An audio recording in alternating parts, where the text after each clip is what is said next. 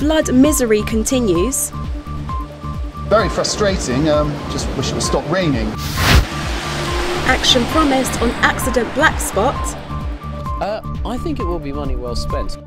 Emergency? What's that, please? It is indeed. Please help me, please help me. And police action on 999 calls.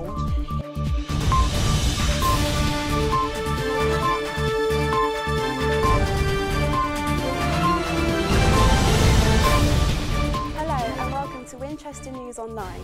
I'm Tate Slyfeid. Union activists at Winchester University are meeting right now to debate a motion of no confidence in the Vice Chancellor. The vote is a major escalation in the union's campaign for higher pay. This was the scene last week when lecturers gathered to strike over unfair pay. Now, lecturers at the University of Winchester are voting as I speak on a motion for the removal of the Vice Chancellor following her decision to take a pay rise, which they say is 12 times bigger than what they are getting.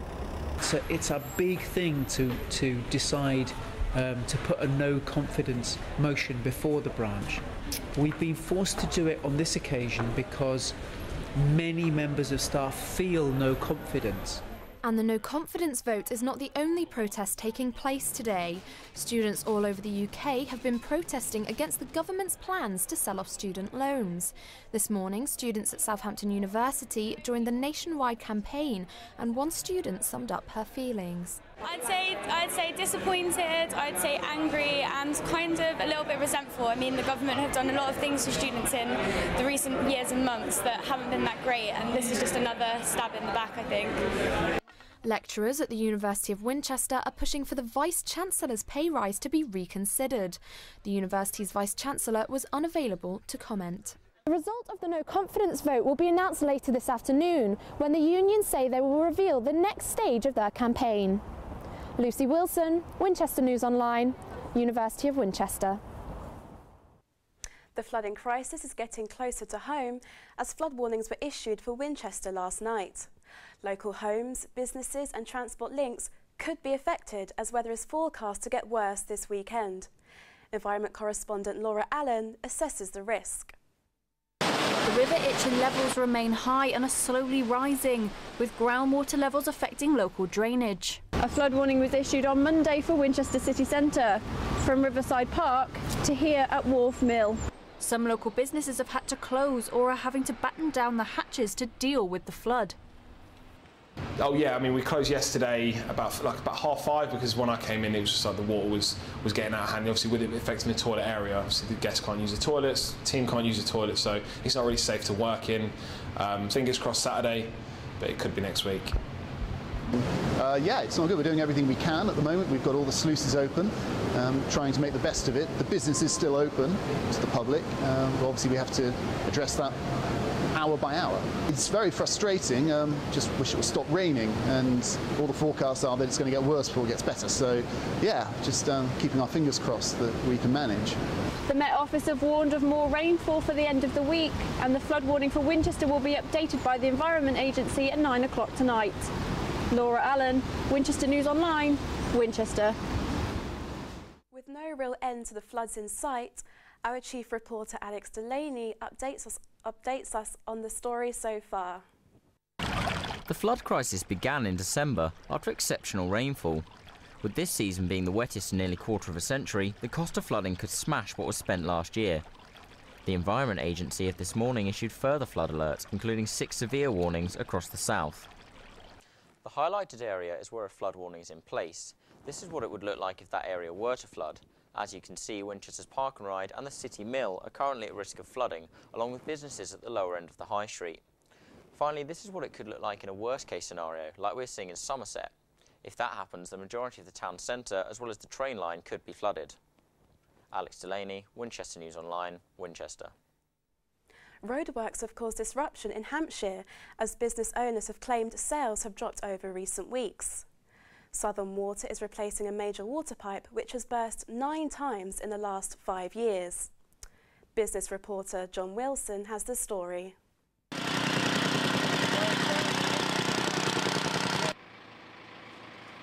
There has been more frustration for Coldham Common commuters this week as waterworks continue. The main road remains closed except for residential access. Drivers destined for Winchester are being redirected via Eastleigh. Local businesses claim they are experiencing a slump in sales. The pub industry, facing its own credit crunch challenges, has been adversely affected by the road closure.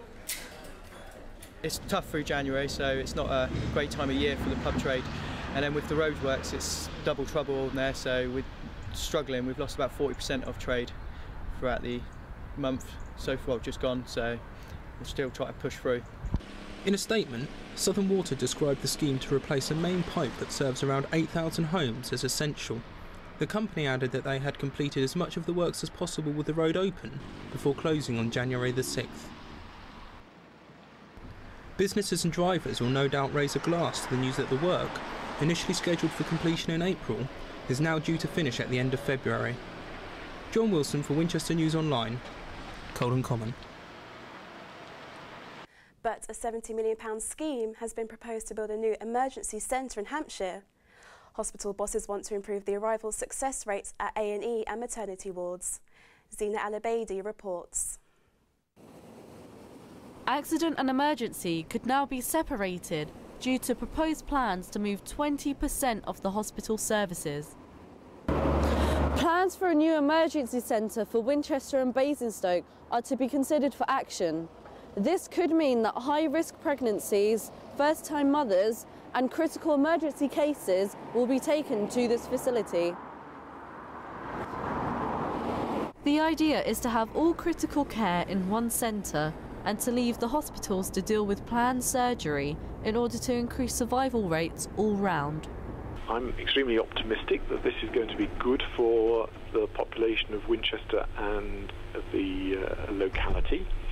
Then there's no reason why this shouldn't go ahead, and the population of Winchester will be receiving a better quality service.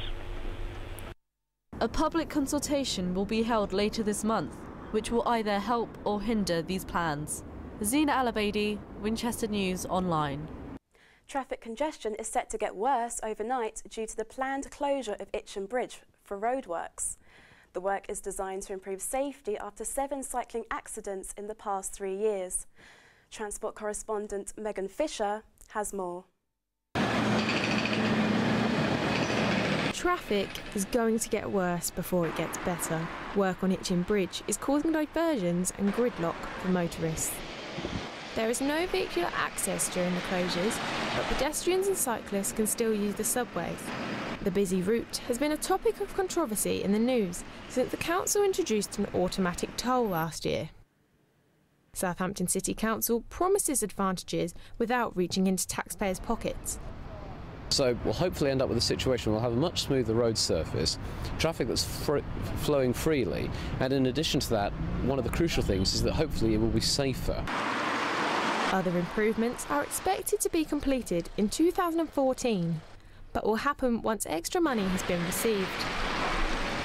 Megan Fisher, Winchester News Online, Southampton. Local eco-campaigners this week focused on how people can save money and how they can help the environment as well. Hildy Cruikshank has the story. Prevent drafts, turn down the thermostat and change that old boiler. These are just 3 of the issues Winchester Action on Climate Change is addressing through the Warm Up Winchester campaign. Yeah, this is a great scheme because it just gives people the chance to get to where they want to be, to get the prices that they can afford monthly and have a better quality of life, I suppose. WINEC will continue trying to help people reduce their energy consumption and will be distributing leaflets about the campaign through March. Hilde Cruikshank at Stanmore, Winchester News Online. Hampshire Police have launched a recruitment drive to help them answer the 650 emergency phone calls every day. Our crime reporter, Tom Wright, has this special report. Police emergency? Hello, that police? It is indeed. Please help me, please help me. I shall do my best. What's the problem? My boyfriend's just hit me. Okay, is he still there? Not your average 9 to 5 call centre. Are you injured? In this reconstruction, a terrified victim of domestic abuse calls the police for help. Give me your home address. 999 controllers say their role is crucial to how the police functions. Essentially, we're the first point of contact for members of the public who want to contact the police. So It's a critical role. If you're taking an emergency 999 call where somebody's life's in danger and you mishear a street name, if you get that wrong, the officers could be sent to the wrong location, and then if that doesn't get picked up on quickly, somebody could die as a result. This is going to go through what we call a grade 1 emergency call, and somebody will be with you as soon as possible. Despite the stressful environment, control room workers find the job rewarding. Sometimes we can't get it right because there are always limitations, but actually when we do, when we get to someone in time, when we manage to help them, when we can resolve something for them, yeah, it can be massively satisfying. Yeah, that, Chris, we've got a grade 1. With recruitment events set to run throughout the year, Hampshire Police are expecting a wave of applicants. Tom Wright, Winchester News Online. Empty land surrounding the Ordnance Survey in Southampton could be transformed, creating thousands of jobs, according to council chiefs. New homes, a restaurant and a care home are all proposed. Southampton Council will decide on planning applications by mid-May. A multi-million-pound scheme to redevelop Southampton Station's quarter gets underway on Monday. The project will focus on a new taxi rank, surfaces and drainage. The council are reported as saying the work will lead to hundreds of new jobs. St Maurice Covert in Winchester City Centre is to be refurbished. Lighting will be improved and rubbish bins removed from the historic area. The designs, part of a wider focus on improving the city, aim to direct people towards the cathedral. But with the weather playing havoc with non-league football fixtures, devastated by the extreme weather, our sports reporter Drew Richardson went to see how clubs are coping. Recent bad weather has caused postponements all over the country, greatly affecting the Sidderman's Football League Premier Division. But it isn't just the pitch that suffers, it is also costing the clubs financially. Everywhere you turn, it's a negative situation, and we're not the rich boys like the professionals in the Premier League. You know, we have no external income other than what we generate at the ground. The 2012 to 2013 season saw one postponement in the division, whereas we've already seen 37 games postponed this campaign, with no guaranteed rematches in place. With just as many fixtures being postponed as that are being played, and weather conditions not set to improve, there's no guarantee that clubs will be able to regain the money lost due to cancellations. Drew Richardson, Winchester News Online. Eastleigh took on Cambridge United last Saturday at the Silver Lake Stadium. In the first half, striker Jay Reason missed a glorious opportunity that would have put the Spitfires in the lead. Later in the game, Cambridge striker Ryan Bird attempted a scissor kick, but was unable to convert the chance. It wasn't until the 68th minute when Eastleigh keeper Ross Flintley took down Ryan Bird in the penalty box. Luke Berry stepped up to the 12-yard spot, taking Cambridge to the next stage of the competition. But for a more award-winning news, sports and features, log on to winol.co.uk. Goodbye.